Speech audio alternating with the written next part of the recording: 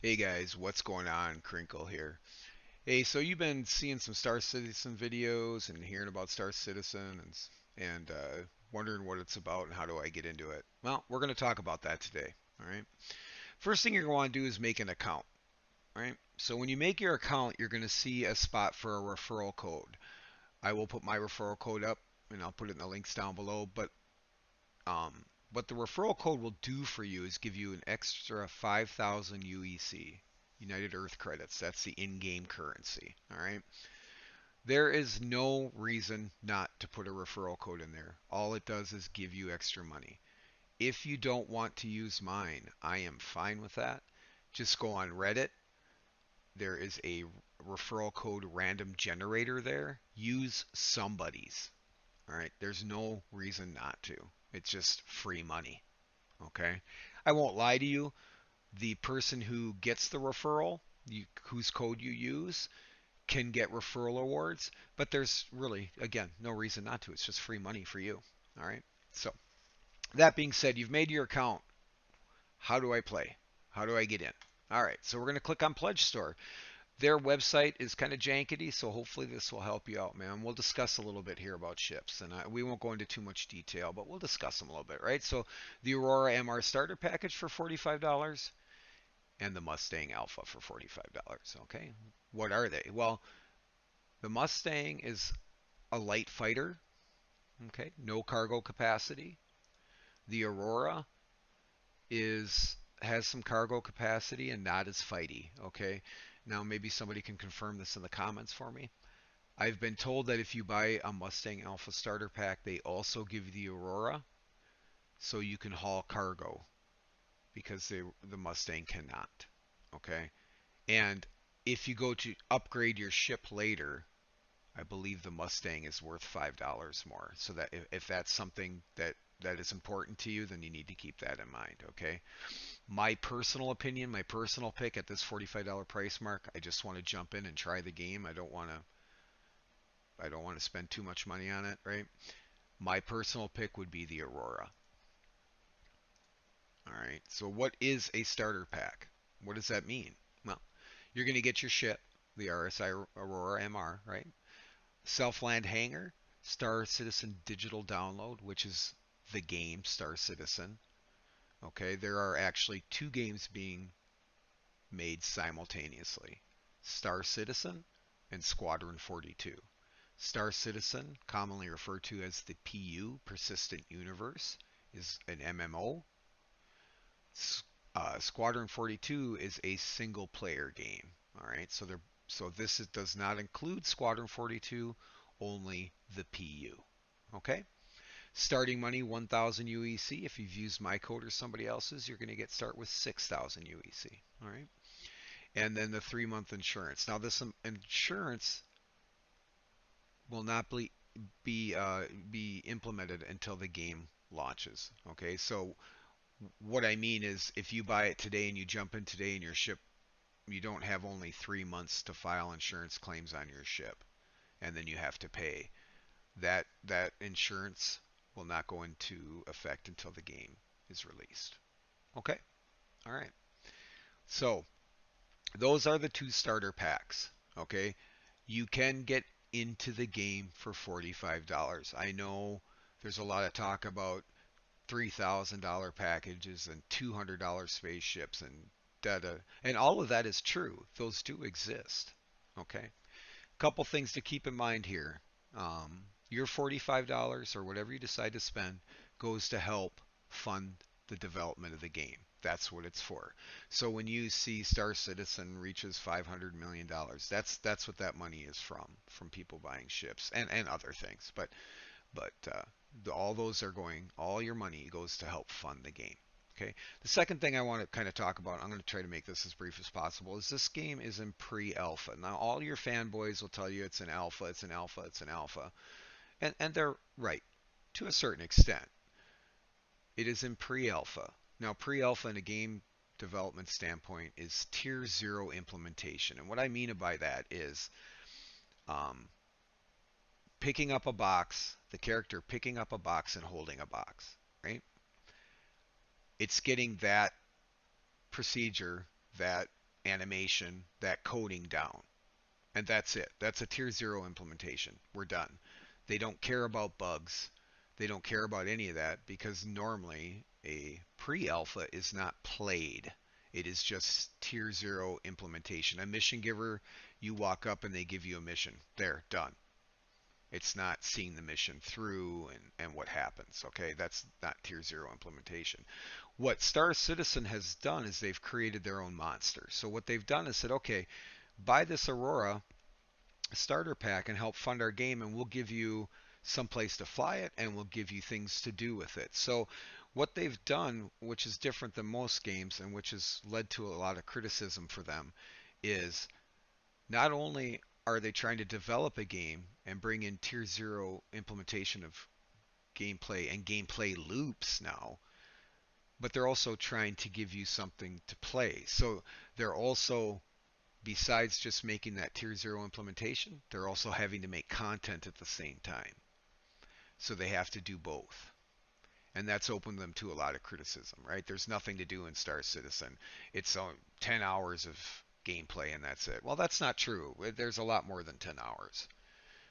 But I won't lie to you. Star Citizen, you're going to make a lot of your own gameplay.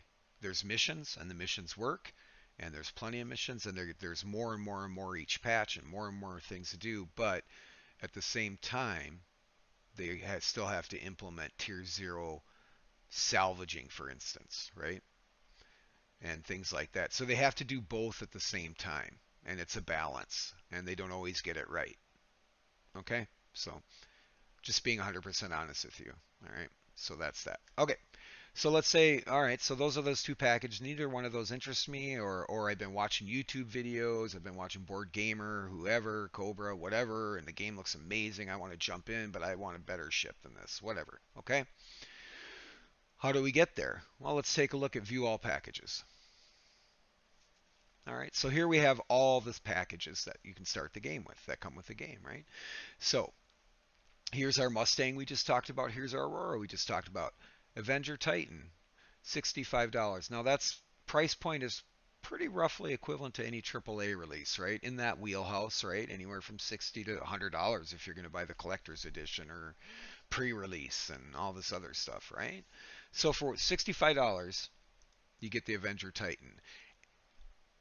At the $65 price mark, by far the best starter ship in the game, period. At this price point, period. I will not lie to you. If you get the Aurora or the Mustang, you will outgrow it very quickly, and you will realize its limitations very quickly in the game. Yes, you can do a lot of things with those, but you can't do them all. Okay.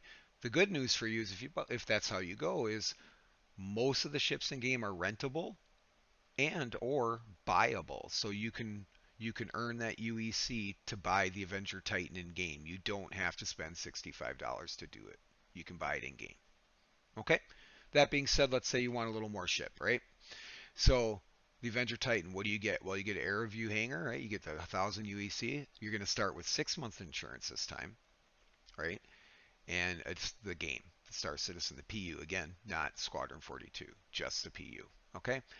What do you get for your $65 besides that? Well, the Avenger Titan also has cargo space, 8 SCU of cargo space. So that allows you to do trade runs, hauling cargo from point A to point B, making profit on that cargo depending on the prices, which fluctuate in the verse. Okay? Hauling scrap from one place to another and selling it for profit. Okay? That allows you to do that. It allows you to do a lot more box missions. You can stack boxes up, right? So you could grab 3 box missions that you need to take over to Hurston and deliver them all at the same time. Okay. The Aurora, you have to climb up inside and put it inside of the cockpit, kind of. Not quite the cockpit, but in that area, right? This has a bed for you to log out in. The Aurora has a bed for you to log out in. The Mustang does not. All right. So what that means is when you log out in the universe in your bed and you log back into the game, you will be right where your ship was. You will be in your bed at the location the ship was when you left the game. Okay? Pretty important. Big thing to have, I think. A bed is important. Okay? All right? At $65, this is the ship. Period. Period. In my opinion. These are all my opinions. All right? Okay? What else can you get? Well, let's take a look. All right. The Pisces for $60, the Pisces. All right. What do you get with the Pisces? Essentially the same thing, right? Again, if you've used my referral code or somebody else's, you're going to get an extra 5,000 UEC. Okay. The Pisces is a good little ship. It has cargo as well. It's not as fighty as the Avenger, the Titan. The Titan is an interceptor, right? This is a little more of a shuttle type of ship. Does have weapons, but could get dicey, right? Okay. But I'm not gonna lie to you. I have a Pisces with my Karak, and I love my little Pisces. It's super fun to fly. I don't know if I'd start with it, but nothing wrong with giving it a go, right? Here we have the Mustang Alpha Starter Citizen Squadron 42 combo. Okay, so these two right here and the Aurora come with this Squadron 42 standalone. This is just the standalone, okay, for Squadron 42, not the PU. So if you bought an Aurora starter pack, and then later on decided you wanted the Squadron 42, that's going to cost you 90 bucks. Okay? Whereas if you buy this Aurora starter pack, you'll get both for 65. Something to keep in mind. All right? The Avenger Stalker starter. Well, the Avenger Stalker is essentially the same ship as the Titan, with the exception of the cargo bay is not in the Stalker. Instead, it has holding cells for bounty hunting. Okay, so bounty hunting is part of the game right now. Again, we talked about tier 0 implementation, right? So bounty hunting right now consists of you hunting NPCs as bounties and then you hunting players that have a criminal rating. Okay, right now you can't take anybody alive. You just blow their ship up and kill them, or if it's a player, kill them on the ground, right? And you collect your reward, right? So right now there's no way to put somebody in a holding cell. That is coming, but for right now, this ship would limit you to mostly, like I just mentioned, bounty hunting at the current implementation it has then, or combat roles, right? To earn your UEC. Now, keep in mind there's the caveat to all this. The caveat is there is handheld mining, and that is carried in a backpack. So any of these ships, you can also do handheld mining to supplement your income. Okay? I just want to make sure I touch on that. Anvil Arrow, right? The Anvil Arrow is a great light fighter, super fun to fly, a lot of fun. Again, you're going to limit yourself to combat roles, bounty hunting, and such, right? All mostly combat roles. Well, essentially combat roles, period, right? And then the handheld mining if you choose to do so. $115 price mark, the Cutlass Black. Cutlass Black, if you want to spend $115, by far the best purchase for a starter in the game, period. To me, my opinion, a lot of people will argue that, and I will explain why to you in a couple minutes here, okay? Um, what does the Cutlass bring for you? Well, it gives you the hanger, right? A soundtrack, the game, 5,000 UEC. So now you'll start with 10 if you've used that referral code. Star map, 6-month insurance, and a Star Citizen manual. Okay, but what else does it bring? Well, it brings a lot more cargo, right? It also is going to bring your first level, first tier of multiplayer, right? Because it's got a turret, it's got a co-pilot seat. Also on the back cargo bay, it's got seats, right? So you can bring some buddies. So this game would allow you and a buddy to play. He can run your turret, he can co-pilot, run shields, power, stuff like that for you. Okay, so this allows you and a friend to get in the verse and run around a little bit, and it can hold its own. It used to be really, really weak, but they've fixed that a little bit. But again, it's not a fighter, it's not a hauler, it's a jack of all trades, okay? Master of none, okay? But by far, probably one of my top 3 favorite ships in the game, and was my original starter package many, many, many years ago, okay? Personal opinion again, all right? But at $115, if that's what you want to spend, this is the ship right here. This is your starter ship. And with that multiplayer, you can also fly it alone and not lose much value to the ship at all. You lose 2 guns. That's it. Okay? So, great ship to start in. All right. Anvil Hornet, again, a medium fighter. Going to limit yourself to combat roles and handheld mining to supplement income. Nothing wrong with that. You want to be the greatest fighter pilot in the verse? Knock yourself out, man. Have fun. All right. Freelancer. Here's the argument with the Cutlass Black. All right. A lot of people would argue that this is a better purchase for $10 more than the Cutlass Black, and I can't argue it's not. Okay.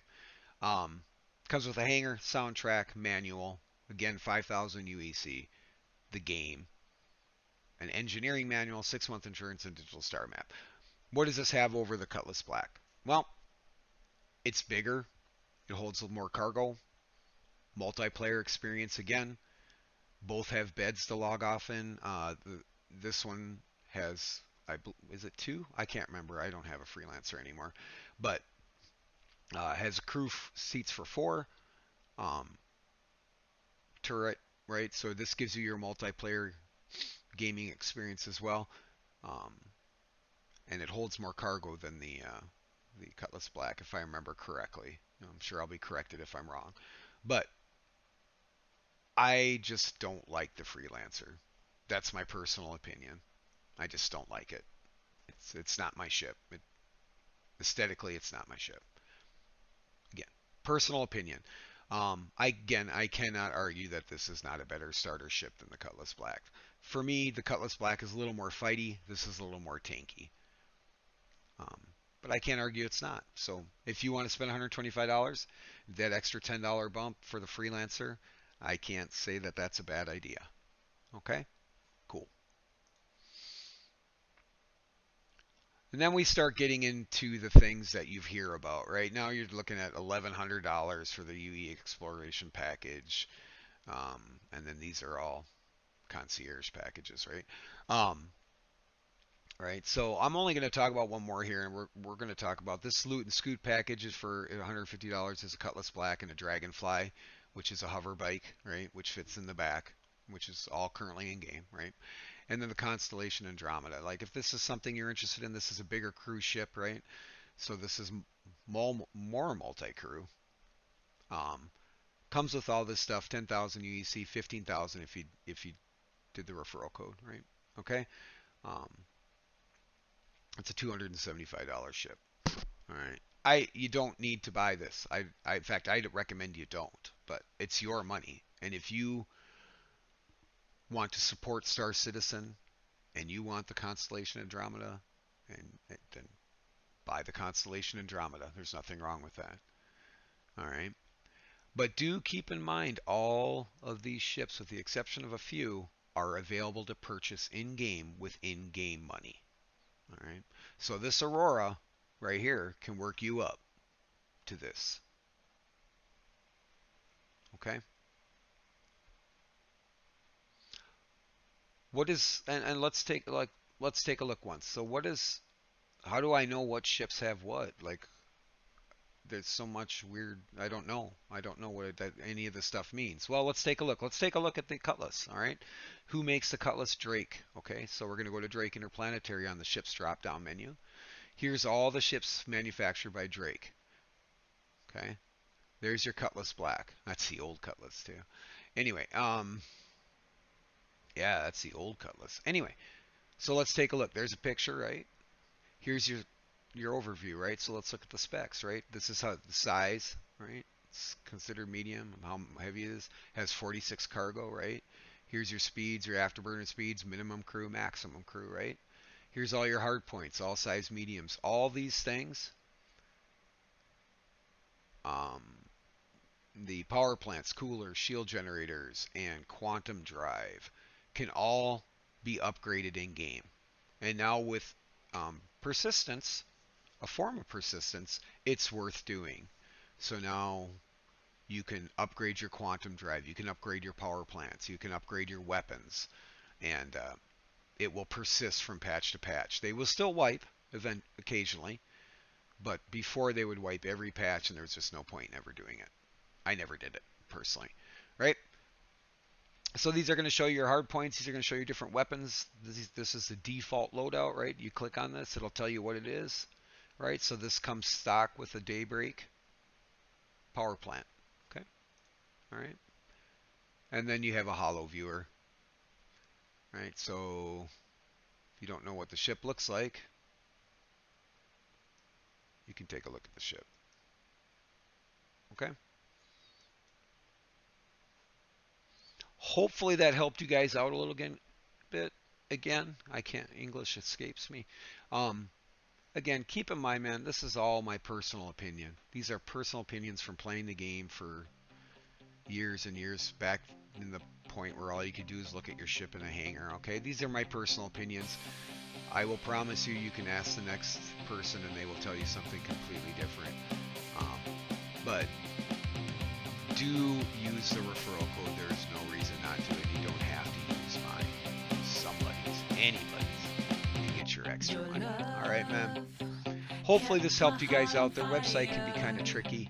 Thanks for stopping by, man. I appreciate you taking the time. Hey, be safe. Take care of your loved ones, man. These are crazy times. All right? Go enjoy your day. See ya.